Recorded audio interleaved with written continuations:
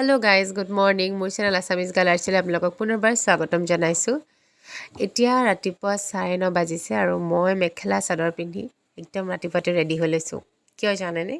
কাৰণ আজি আমি যাব ওলাইছোঁ নাহৰকটীয়াত শংকৰ সংঘৰ যি 91 বাৰ্ষিকী অধিৱেশন হৈছে, আমি তালৈ যাব ওলাইছোঁ। যিহেতু আজি ছানডে' আৰু আজি সেই অধিৱেশনৰ অন্তিম দিন, গতিকে আমি ভাবিলোঁ গৈ অহাই ভাল হ'ব, যিহেতু অফ দিন আৰু এনেকুৱা এটা ধৰ্মীয় অনুষ্ঠান চাব পৰাটো বহুত সৌভাগ্যৰ কথা। গতিকে মই ভাবিলোঁ মই অকলে যোৱাতকৈ আপোনালোককো মোৰ লগত লৈ যাওঁ, নহয় জানো? গতিকে ভিডিঅ'টো শেষলৈকে চাই থাকিব আৰু ভিডিঅ'টো চাই কেনে পালে মোক জনাবলৈ নাপাহৰিব।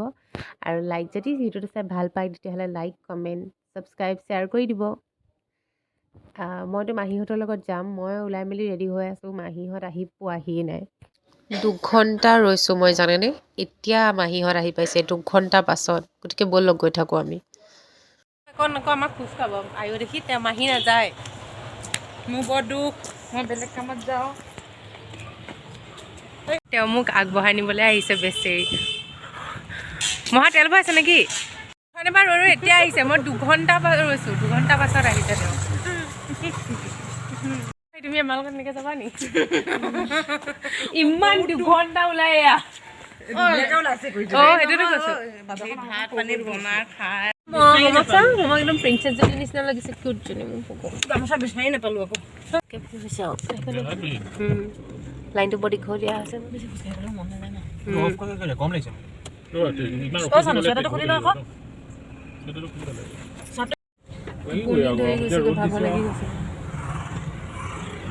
আমি এতিয়া খোজে আৰম্ভ কৰি দিছিলোঁ।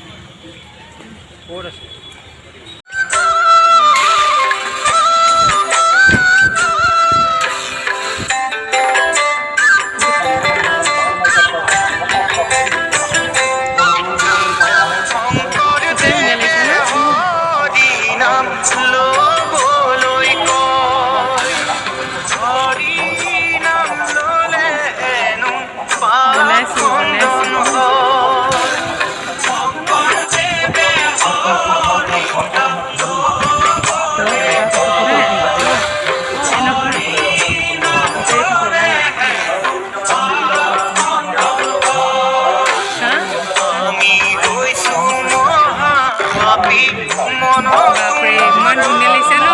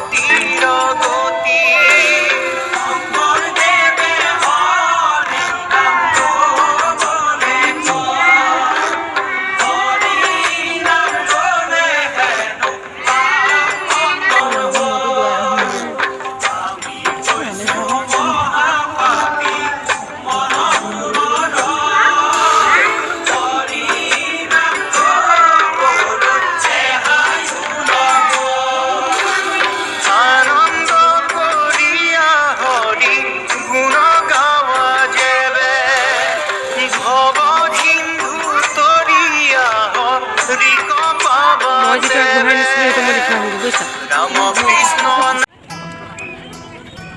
মমই কিনিলে ন? মমা খুৱাব পাৰিছা নাই?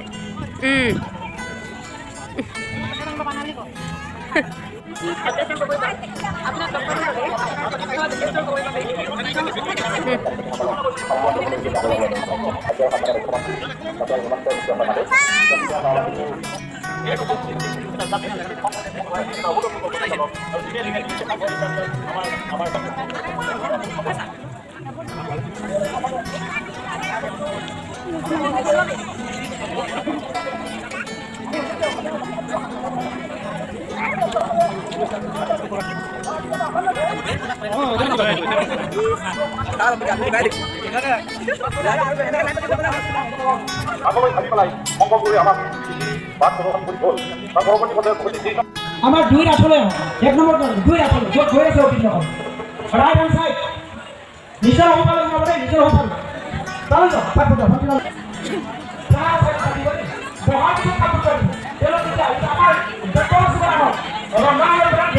অলপ পাইছে ন